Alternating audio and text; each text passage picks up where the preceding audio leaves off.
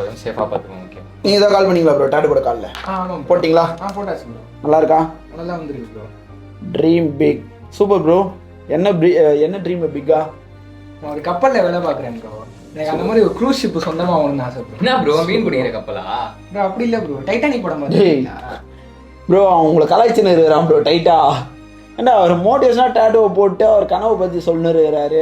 இவன் ஆக்சுவலாக இப்படி கலாய்க்கிறது இவன் காரணம் கிடையாது. இவனும் ஒரு டைமில் சொல்லிருப்பான் நம்ம பெருசாக பண்ணணும், பெருசாக ஏதாவது சாதிக்கணும் அப்படின்ற மாதிரி அவங்க ஃபேமிலிக்கிட்டேயோ ஃப்ரெண்ட்ஸ்கிட்டயோ யார்கிட்டயோ. ஆனால் அவங்களாம் என்ன சொல்லிருப்பாங்க, ஆக்சுவலாக சொல்கிறதா இருக்கிறத விட்டு பறக்கிறதுக்கு ஆசைப்பட்றேன் அப்படின்ற மாதிரி. நம்ம கோழியாக இருந்தாலுமே நம்ம கழுகளவில் பறக்கிறதுக்கு கெப்பாசிட்டி இருக்கும். ஆனால் இந்த மாதிரி கலாய்ச்சி விட்டு டிமோட்டிவ் பண்ணி ஒப்பாசிட்டியை கம்மி பண்ணி விட்டுறாங்க. தப்புடா.